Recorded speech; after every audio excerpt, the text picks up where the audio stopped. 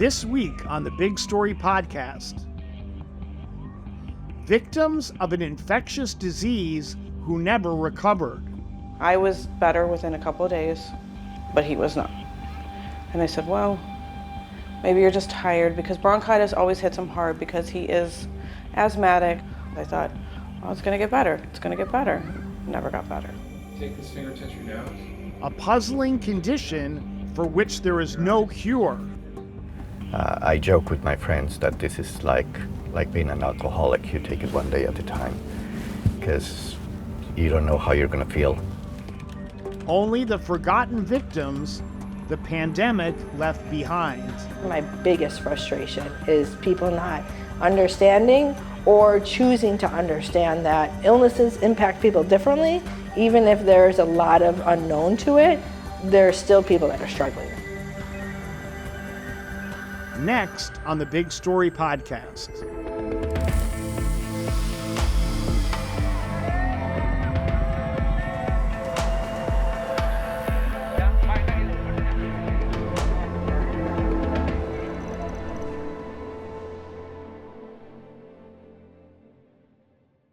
Hi, I'm Joe Zarinko, a producer here at Big Story. For all the trauma COVID-19 caused, overall, the epidemic seems to be a thing of the past. Most of those who were infected have now returned to a new normal. And it's rare to see people wearing masks indoors, even in crowded, enclosed spaces. But as thousands of patients can attest, COVID-19 is still very much present. In fact, 7% of the U.S. population suffers from what is called long COVID, battling persistent and often debilitating symptoms that can last for months or years.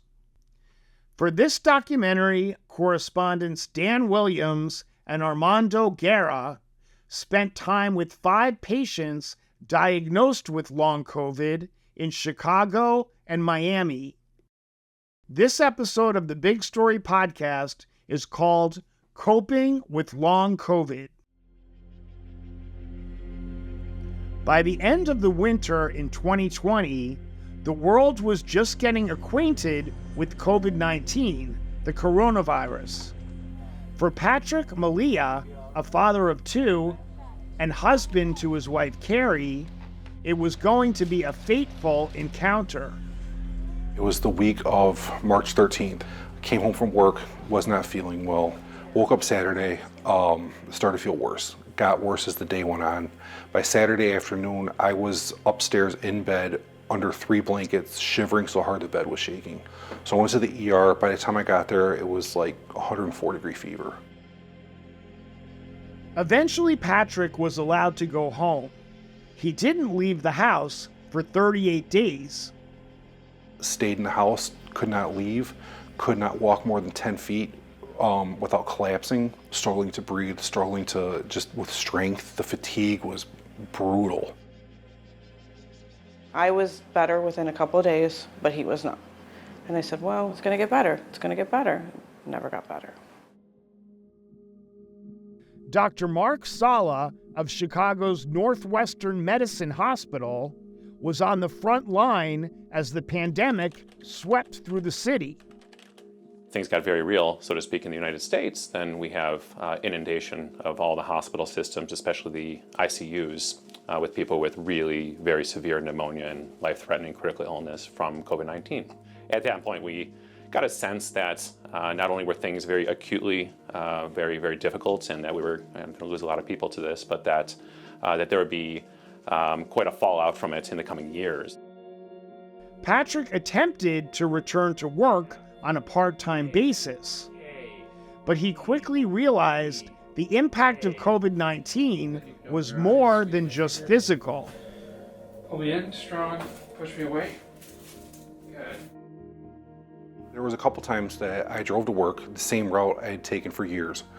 Remember calling my wife, I have no idea where I am. And she's like, what do you mean you don't know where you are? I had no idea where I was. Was getting lost a lot of times when he was going to work, and he'd call me and I'd have to ask him, well, where are you? Do you know name things around you.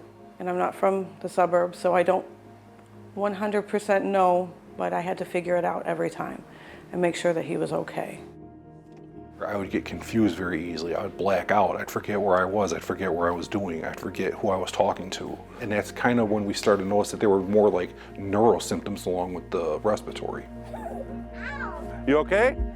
This is one of the first things you climbed when you were first starting at the park. My son still worries that I'm going to die. It's been almost 3 years and he's still not entirely convinced that I'm not going to die. My 6-year-old thinks that he's gonna die at any minute. When I do leave for work, he always asks, can I call you until your plane takes off? And it's like, you can call me at any time. He's afraid that when I do go to work that Daddy's gonna die and he's not gonna know what to do and he's gonna have to take care of everything. No, because hey, the leaves are starting to grow. One of the tricky things about long COVID is that it can have a kaleidoscope of effects.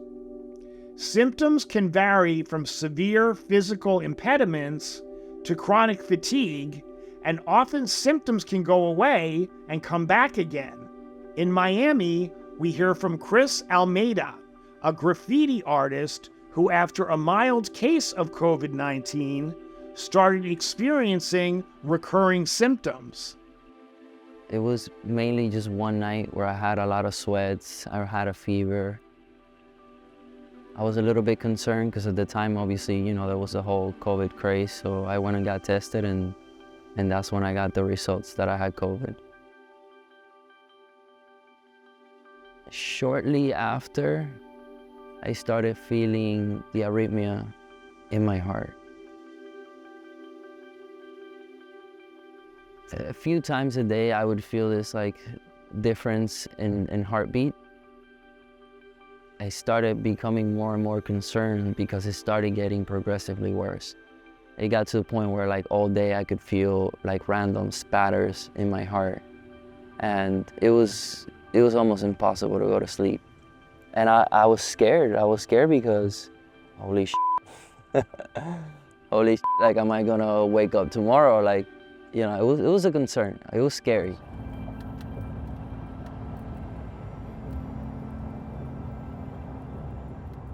I decided to go to the doctor and get checked out. My doctor sent me to a cardiologist. When I went, they did several tests.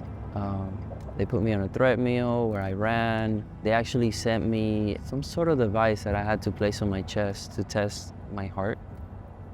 The conclusion was that I was fine. There was no diagnosis of what I had, but the doctor simply advised me to start becoming a little bit more active. Arrhythmia feels like your heart is beating out of rhythm, basically. Because normally you don't feel your heart, you don't feel your lungs, but when you feel arrhythmia, you actually feel your heart beating, and it feels like it's beating inconsistently or beating out of rhythm.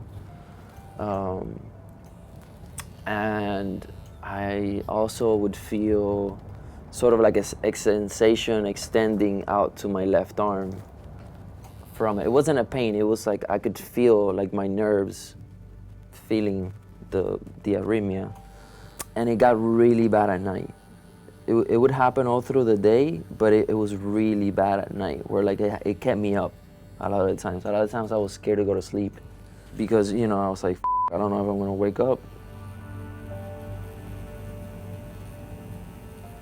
Obviously there are processes in the body that are going on that we're not aware of, and God knows what's going on inside, right? But I think what was mostly affected was just my state of mind. I was constantly concerned with this issue because it never felt like pain. It just feels like just a new sensation in your body, When you have arrhythmia or you have some sort of symptom or a concern for your health, you're concerned for the future, right? And that's what causes anxiety. Back in Chicago, Laura Carangella is a mom of 2 who works as a school counselor. I would say I'm a pretty social person. I really enjoy practicing yoga, baking, gardening, spending time with my family, especially my 2 little girls. Work ethic, very hardworking, focus on always doing better, giving back to the community, that type of thing. I have a lot of family in Italy, and so in Europe, a lot of things were happening before I was coming to America. So I remember telling friends and colleagues that this virus or whatever is happening is going to come our way, and nobody believed me. Prior to me getting it, my husband was sick, got COVID, and that was when everything kind of really started panicking a little bit because he does have a heart condition. But then as my oldest daughter got COVID a week later, then I started panicking because I felt like, okay, now are we all gonna get sick? I think it was the day before New Year's Eve, I got sick. It was scary. I had the worst body aches, fevers. I felt sick in ways I've never felt before, and it was all like in the upper respiratory. I had trouble walking up my flight of stairs without being extremely exhausted and winded, taking breaks, just walking up the stairs. One thing that hit me the most was I was making our beds and I couldn't make our beds. This is almost like 3-4 weeks after being, diagnosed with the COVID. One feeling I had a lot, and still to this day, is like hopeless. Because you're doing everything possible they're telling you to do. Taking the medication, you're resting. I was sleeping 12 hours a night and napping. I literally felt like I was sleeping 24 hours. No matter what I did, nothing seemed to help. As the epidemic spread, Chicago's Northwestern Hospital opened a comprehensive COVID-19 center. A key focus centered on post-COVID conditions. This is when the term long COVID came into existence. Here's Dr. Mark Sala again. Symptoms include essentially everything from having fatigue, post-exertional malaise, meaning they exercise or try to get back to normal activities and then feel very wiped out. Brain fog is a very frequent symptom, inability to kind of keep their attention. And then you have other manifestations in other organ systems, such as chest discomfort, which sometimes is due to heart issues, palpitations, fluctuating blood pressure, so a large array of things. Down. Keep your fingers straight. Push up. In the context of all the commotion regarding people in the ICU, in the hospital setting, people getting a lot of lung damage and all this commotion, then we have, on the other side of things, people coming in the outpatient setting as well. And so these are individuals who may not have had a very, very severe infection that brought them into the ICU acutely. But then I had maybe some of my first patients come to me in my outpatient pulmonary clinic in June, maybe July, and started meeting people who had symptoms that were pretty nonspecific at times, and so you didn't know quite what to make of it. Individuals with maybe some chest pain, some of the brain fog element to things where they just can't focus as much and they weren't sure what to do with that, what to make of that. And then as you saw more of those cases start to roll in, you start to see more patterns. And so I think maybe the first couple of patients who retrospectively I see now were long haul COVID individuals very early on, some of those individuals you just said, well, just give it more time. And then you see them back in clinic and you give them more time, and then you see this all kind of snowballing. And so as that evolved, we started to know that there was going to be a need for this kind of a comprehensive care for all these individuals.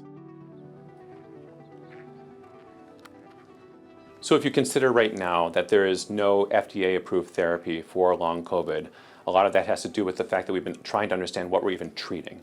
So much effort has been to date to try and understand what long COVID is and what's afflicting so many people. So the emphasis now that we have more of that understood is how we can better prevent and treat this with clinical trials. If COVID-19 can do this and we can expect more variants in the future, we shouldn't anticipate that long COVID and similar types of illnesses will go away so quickly.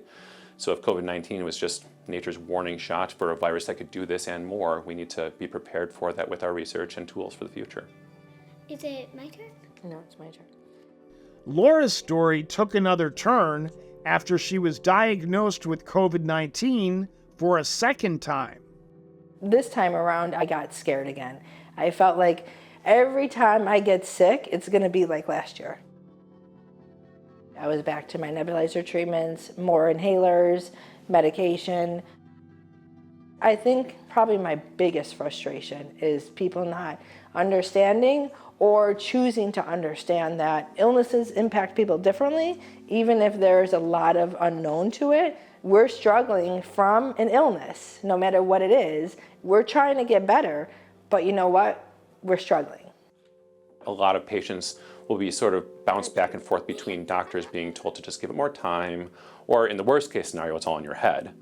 Despite really all the attention that long COVID has gotten, that's kind of a phrase that's been said to many individuals who we see. Then we're able to give them a sense, I suppose, of relief, that they are being heard, that there's a name for what they have, and that there's hope for the future. For families struggling with long COVID, the fight against the virus seems unending. The most important thing I've gotten out of this is to do some better self-care for your mind and stay positive and just continue to do good things for yourself, and hopefully with time things just get better, and that there are many of us in the world, all over the world, that are suffering together, and know it's okay to share your story and your journey. But no matter the circumstances, they never lose their optimism or faith.